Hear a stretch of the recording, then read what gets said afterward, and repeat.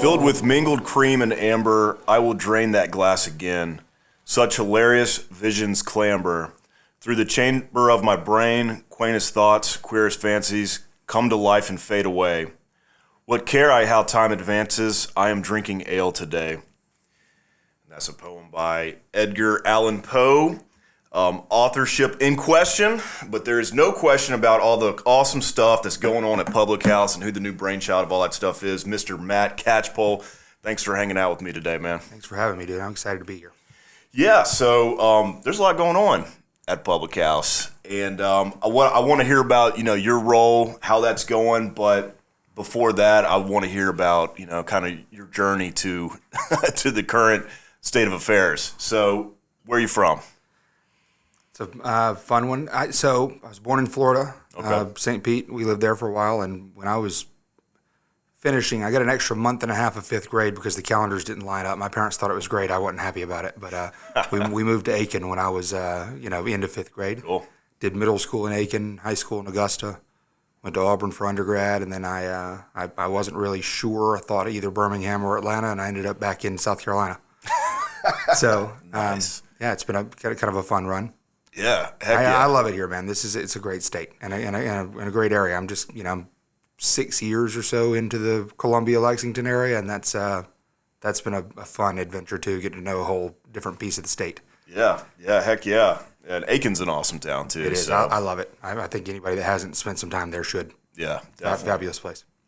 Well, yeah, you've been a lot of places, and as far as work goes, I know you've had your hands in a lot of different business ventures, etc. So tell us kind of like, where did you start in the service industry?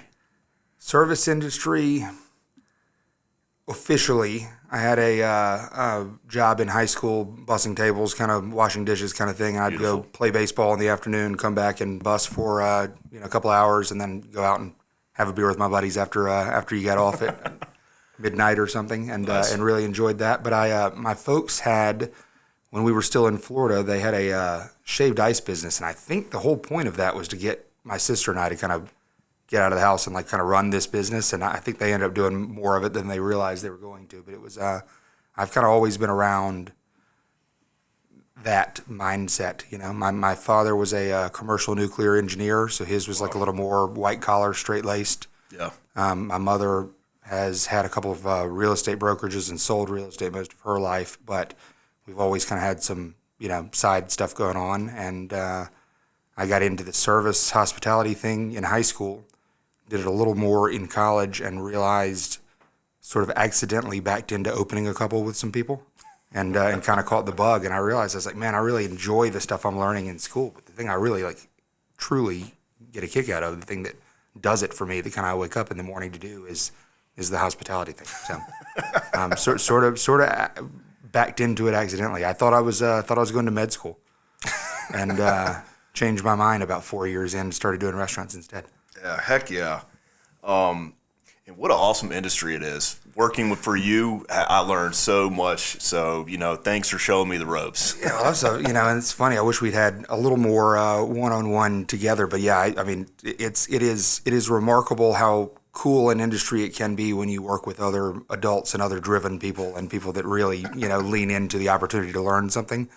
There is something really special about working with a restaurant full of people that are there for the right reasons. Yeah. They care about the guest, but they care about each other. Yeah. And more importantly, they care about sort of self-improvement. And that's the thing that I think distinguishes between a restaurant that's got a great crew and one that's just some people that don't have anything better to do. Yeah. Is or a hotel. I mean, the hospitality industry in general, if you have a culture of people that want to improve themselves on a regular basis and improve themselves daily and weekly, there's almost no way to lose. Yeah. You end up with a great group of people that really, really, really care, and that expertise and that sort of energy and that fire translates to the guest experience. Yeah. Yeah. Is there like a type of restaurant, or is there something that you prefer, or because you've done an awesome, like Publick House is doing awesome right now. Publick House is the most unique situation I've ever been in for a lot of reasons, but I did fine dine for a long time. Yeah. I have a little consulting firm, so I've done a dozen probably over 10 years projects around, mostly around the southeastern U.S. Yeah. A couple of them hotels, mostly restaurants where you go in and, either redo somebody's bar program or you help them with their front of the house service or you help them redesign their menu or you do something. And those are all a lot of fun. Publick House has been a holistic overhaul. I mean, a totally top to bottom redo, including, some leftover financial warts and things from years ago. So, I mean, that's been it's been a cool project because it really makes you use every single piece of the skill set and the tools that you've built over the years. And so you got to pull all the tricks out to work on something like that. But it really has done well, and I'm excited about it. Yeah, no. I think a lot of people listening probably have been to. This is the Publick House on Divine Street. Yeah, the wing place that has been there for a while. Tell us a little bit about the restaurant. Okay, so again, I'll tell you this: before I took this opportunity, I'd never been to this place before October. I'd heard about it. Yeah. It's confusing because I think for a long time there was another business called Publick House on like Main Street or something in Columbia. Totally different owners, absolutely different operation. In no way related other than they shared those words in their name. Publick House with a K on Divine Street has been, I believe, in that location since '94. In a different iteration and a different, version of that business. It was a business, I believe, called Wings on Wheels. I think that both the Wings on Wheels and then eventually Publick House sort of evolved out of this gentleman named Andy Ugarte's desire to have a sandbox to play in. I think he wanted the business, but I think more than anything he wanted the camaraderie and the ability to kind of hang out with his buddies and hang out with all the people in town. I think he was, everybody knows one of those guys, right? Right. Not knowing him personally, I hear on a weekly basis stories about this guy, and everybody has just this like love of how energetic this guy was and how involved in the guest experience he was, and I think that's great. Yeah. And so that sort of translated to this. It's really nice when that's coupled with like really strong business acumen, and I think for whatever reason, his strength was the people pleasing. Yeah. Okay. And so, you saw this business that sort of like over time, maybe they didn't tighten the screws as much as they needed to they needed to kind of clean a little bit more than they did. They needed to pay a little more attention to their books than they did. So you got this business that 30 plus years of people that just love having come to Publick House. Yeah. But slowly it just sort of like comes unraveled a little bit and the edges need to be cleaned up so that, I'm here to tighten it back up. And we were really excited to take that legacy and kind of move it forward. Drew Gallagher has owned it for about the last dozen years. He worked very briefly in the kitchen for Andy and has worked at some, pretty remarkable restaurants in this area, and in Aiken, it turns out. About 10 years apart, Drew and I ran the same restaurant. Oh, awesome. Yeah, which is kind of we learned after I started working with him.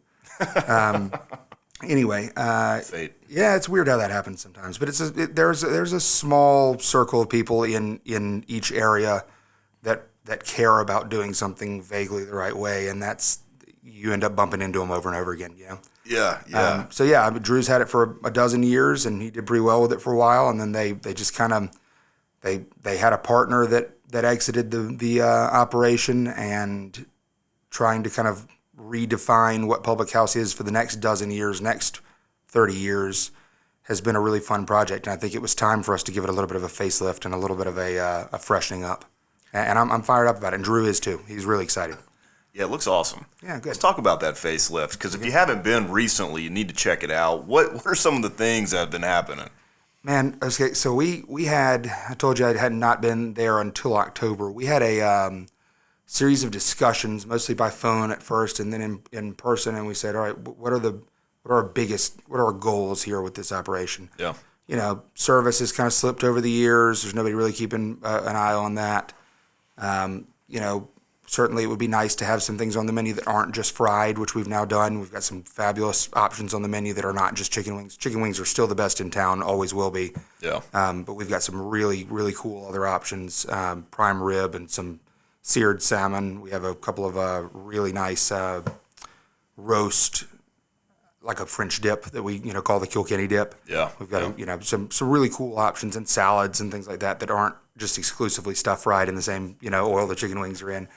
But then the big thing became, yes, we need to get the books right. Yes, we need to clean up some of these things that kind of got left alone for a couple of years. But the restrooms were kind of run down, man, and kind of ragged, and there was carpet in the building, and it was a cool spot, but it was dirty and just it had been loved very heavily for a number of years, and it needed some fresh love in return. And so we did a pretty substantial overhaul. I mean, a couple $100,000 worth of just the money, and then a lot of blood, sweat, and tears into kind of gutting the place and starting over. Opened some walls up, cleaned up the paint scheme a little bit so it wasn't as bright green, cartoony as it had been in the past. Yep. Pulled a lot of the kind of museum pieces of children's soccer teams from the early 90s off the wall, and we still have those. We're going to expand into the third piece of that building pretty soon, and when we do, some of the Museum of Publick House will return. Heck yeah. But we're excited to get the carpet off the floors and clean the bar up and put a brand new, the best draft beer system in Columbia, without question. And we paid for it. But it truly, I designed the system to be the exact opposite of the thing that they had before. And we have the freshest, coldest, cleanest beer in town. And I am super happy to have it because it totally changes your experience when you have a really, truly, well poured beer that's stored correctly and chilled correctly. Yeah, that system's legit. It's pretty cool. And like I said, I would not recommend that for your home bar, but it is it's something that meant a lot to us. And the bathrooms are beautiful. Yeah, that was honestly the sticking point for me. And so I kind of lost track of that there, but that was the bathrooms were the sticking point. I said, look, we got to get women back in this place, man. And even if it's not women, before I had committed to taking this, went in there a couple times, and I kept thinking, I wonder if I can pay my check and get home before I have to use the restroom. And that's not the case anymore. We've done we put a lot of love into making sure we've got a really nice, very comfortable restroom. A little more painting and a couple little facelifty things that we've still got to finish with this first piece of the remodel. Yeah. Then we're going to expand and kind of move all the billiards and games and darts and things into that third side and give ourselves a little more room in the main piece of the building. But I couldn't be happier with the way that renovation's turned it come around. And we very, very, very grateful to Drew's father, who was instrumental in kind of getting us pointed in the right direction with some of those things. But we put together a team of subcontractors that really did a remarkable job. And I got to, it is one of those, it takes a village moments. And we had a guy that backed out on us last minute that was going to run the whole thing. And we did it ourselves and put together a bunch of stuff with different subs, and it turned out really well. Heck yeah. Yeah, the bar.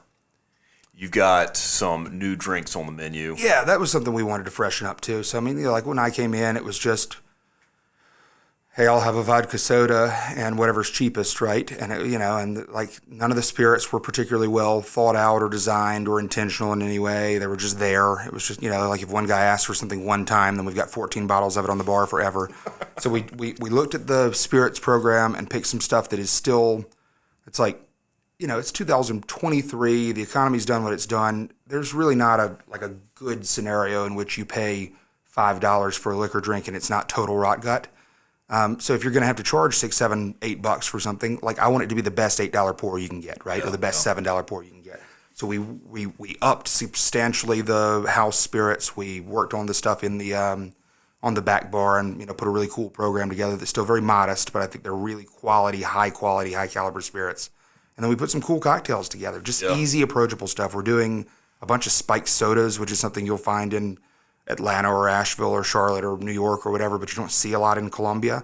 And it's, we're buying these high-grade bottled sodas and then pre-batching or mixing some, really high-quality spirits and some fresh squeezed lime juice and some things like that into there last minute before it's served. Yeah. So we've got probably the most well-received and most popular of those is we're doing an orange soda that kind of is a nod to a drink called an Orange Crush that's from the racetracks around the Baltimore area. Heck yeah. It's a kind of a big thing up there. So we've kind of put our little, Stony Gourmet, redneck chic version of it together on the menu, and it's done really well. And it's fun. It's fun.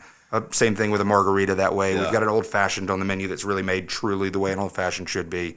A couple of Manhattans and things like that. But it's just, we're not trying to be a cocktail bar. We're not trying to do that, hip speakeasy thing. We're just trying to be the neighborhood pub, but we want to be the neighborhood pub with high quality drinks. Yeah. Yeah. And a wine program. And the wine. No, but seriously, truly, that's the thing that I'm the most excited about is we're taking bottles that conservatively would be, these are high quality wines. I have a background in wine. I'm a sommelier, and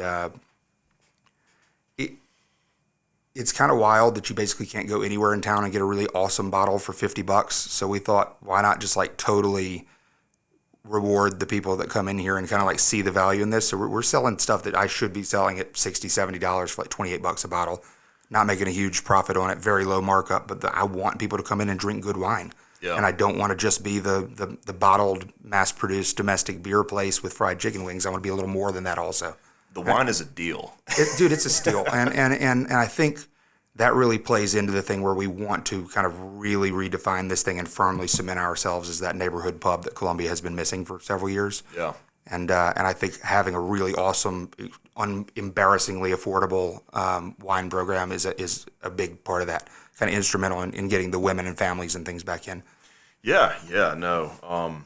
Yeah, it's exciting to hear. And it really is. It's been fun to watch all these things you're talking about really just come into play. Yeah, as they come to fruition, you get to kind of see the hard work that you put in and some of these guys that we've worked with have put in and that I've, have put into this thing and Drew has. Being able to kind of like see people's face light up when they come in and they're like, holy cow, I haven't seen this thing in several months, and like, look at it, look at it now. This is great. Come in and have a prime rib and a bottle of wine. And you're like, man, I had no idea Publick House did this, right? Yeah. Yeah, well, I just had fun up there. It's good. It's a good spot. Cool. So you mentioned a little bit about goals for the future. You guys will be tearing, the plans to tear the wall down and expand in the next. Absolutely. And honestly, like I kind of thought it would be done already, and we've just hit a little bit of a staffing snag where we kind of, the wind kind of came out of our sails for a couple of months with school ending and that kind of thing. We had to there's been a revolution of us having to hire a handful of new people. Yeah. And the industry in general is struggling to get enough people, especially in the kitchen. So we've got that mostly mastered at this point, and I think it's time to kind of revisit.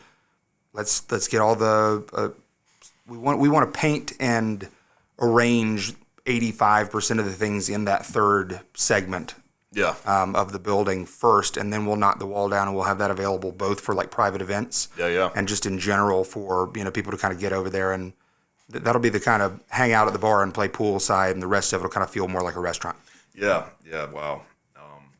And the new stuff you've got going on. I know you've got like a daily special. To let us know what we can do. Yeah. Okay, so we have only been doing this a few weeks. It was always on the agenda, and we wanted to kind of get our feet under us first and really live in the feng shui of the business, like kind of understand, feel it out, know what the day-to-day was going to be like.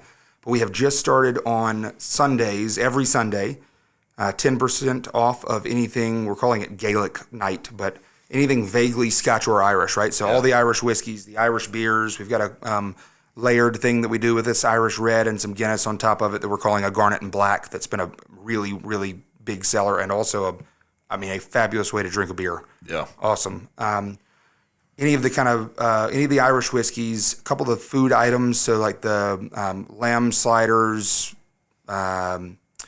salmon, shepherd's pie, probably the best shepherd's pie you'll ever eat, with real, like true ground lamb shepherd's pie, not cottage pie with old leftover beef passed off as shepherd's pie, which is not something one place in particular has done, but just the entire U.S. has kind of leaned into this, let's make the cheapest shepherd's pie possible. We went the other direction with it, so we've got a really high-quality product there. Any of the Irish food items, including that Kilkenny dip, which is basically a French dip with a prime rib we're roasting in-house. And then the beer specials on those things are 10% off of all the Irish and Scotch stuff on Sundays. Yeah.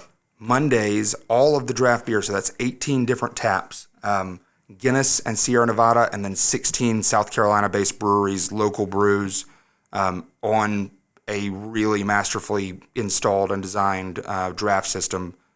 Perfect pour, perfect chill, perfect everything. All those are half off, which means I think they're already priced pretty reasonably. Yeah. But you're drinking some of the best beer in the entire state for $3.50 on Monday, or $4 for a 20-ounce Guinness, which is kind of unbeatable. Yeah.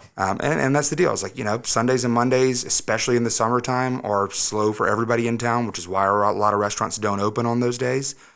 We want to be the place that you come and hang out, the neighborhood spot that everybody just kind of, wants to relax. And so in an effort, we're certainly not making more money on it, but in an effort to kind of say, hey, come relax and hang out in a very casual, very calm, kind of friendly, convivial environment with us. We're running some deals early in the week, mostly just to get people to kind of feel like that's a place they can come after work and relax. Yeah.